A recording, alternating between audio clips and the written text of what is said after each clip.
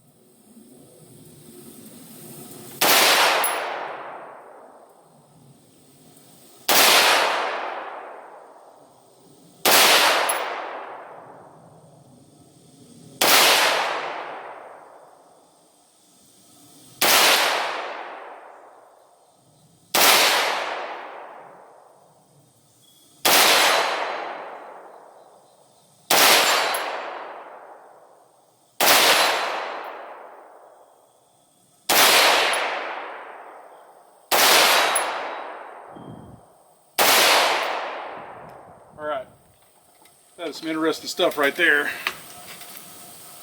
And I'm amazed with how far off this thing went at the end. Alright, what I originally did with the Cold Hammer Forged barrel from FN for the 18-inch upper, that thing is made by FN, so we know it's true legit machine gun steel. They don't advertise it as to be anything accurate, but it should be a very long lasting barrel. The second barrel actually held its own. It was PSA's regular flavor.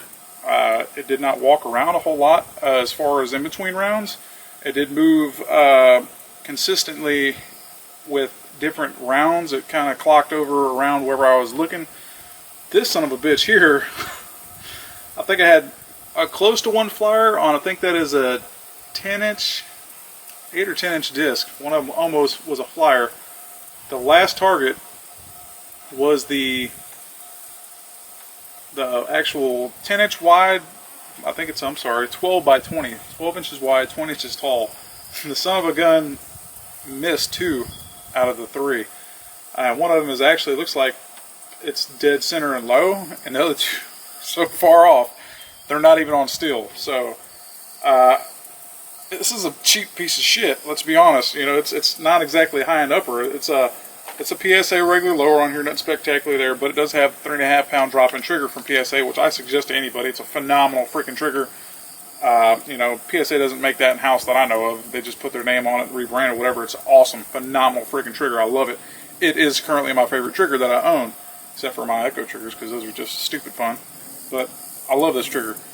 This being a stainless upper, we're going to go down here, we're going to look at this and see what it looks like. This one, I am going to be, you know, I'm going to leave it down here, go ahead and pop this mag out, bolt is still open, let her cool off. I want to know if this stainless is just moving a lot. I've heard stainless tends to move. I'm not sure how true that is, but to miss 2 rounds, that's just stupid. So, alright, we're going to go down here and check it out. We'll be right back.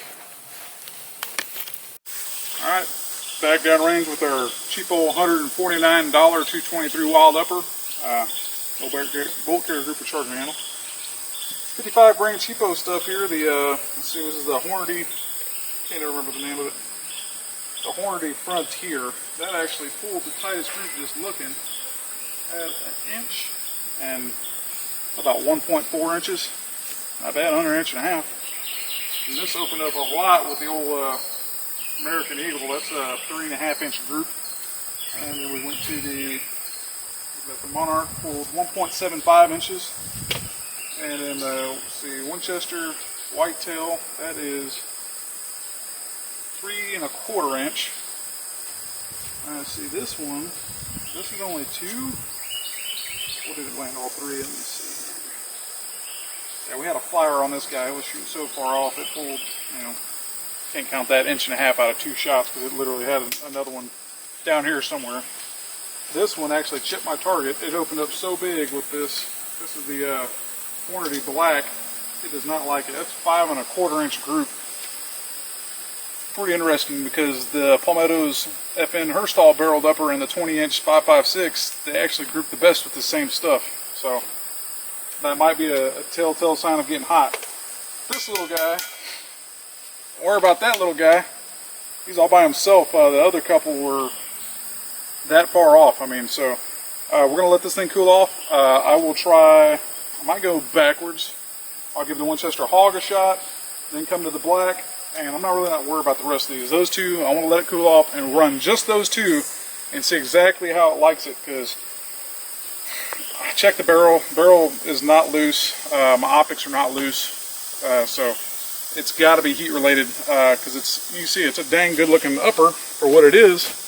You know, it's definitely not bad, but I want to know for sure if this is heat related or if this thing just hates heavy ammo, because that down there is the tightest group at 55 grain. You come down here to 64 grain and it is way out there, and this thing is a 1 in 7 twist. So, you know, maybe the 1 in 8 twist is a little better for the heavier stuff, I'm sure, but not that much. I mean, that is ridiculous. So, alright, we will cut out and get back to it in a minute. Alright, my theory is that this 1 in 7 twist cheapo pile of crap barrel is not liking the heavier ammo. So, we're going to run backwards, right to left instead of left to right. That's how I usually run it. So, I've got my Winchester Hog, 3 rounds. Those are going first. And then I'm going to run the Hornady Black. Then I've got 3 rounds of the tightest group and stuff, that Frontier from Hornady. And then I've got 6 rounds of Winchester White Box. I'm going to run on the next 2 targets, 3 shots, 3 shots. Let's see what happens going that direction, because I'm curious. big old science experiment on this cheap old hunk of poop.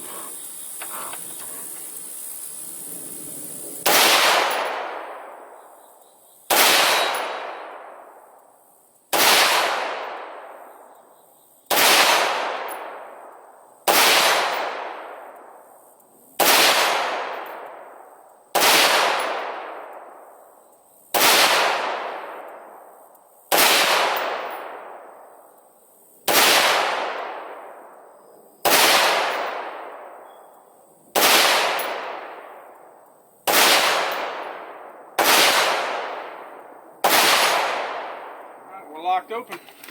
So far, so good. Everything actually hit the steel, so let's go down and take a look, see how much better it may or may not have got. Alright, so far, this is where we started on this end. Usually I go left to right, but because I want to start with the heavy stuff, I loaded on top, and we started out with the Winchester Hog. It actually tightened up considerably. It's actually on steel, 2.75 inches. Still pretty trashy, you know, but the Hornady Black tightened up to just shy of 1.5 inches, so it still remains king of all the stuff I've been trying out today so far, in my opinion. This right here was the Hornady, whatever that box of that crap is. It went right at 3 inches. This was some of that Winchester white box. I got two damn near on top of each other, and I think I nicked it. So where it nicked at, we'll call that 2 inches. And then this one went 1, 2, and then stacked it. Yeah, it stacked two of them. And, okay. That's 2. 1, 2, 3. Alright, there we are. So yeah, we're out here at 3.5. Let's open up 3.5. So it did open up with the lighter stuff that it seemed to like at first. So, alright. That tells you, unlike my other ones that I can beat the crap out of and they'll actually maintain grouping, this stainless steel barrel will open up on you when you generate a lot of heat compared to, you know, cold hammer forged. And I don't know who makes the Palmetto State Armory standard barrel, but it didn't do all this. Like it actually remained consistent and didn't try to walk all over the place. Now, they did clock around the target differently, which can be expected because, you know, it's just how things go with the different barrel twist, weights, charges, you know, whatever. But that's it for this one. All I got after this, we're going to do some mag dumps out of the KS-47 since I installed a new bolt in it from Young Manufacturing. I'm curious to see if that thing's going to run well or if it's going to act funny. So, alright, if you don't watch the next one, I will see you next time whenever you do.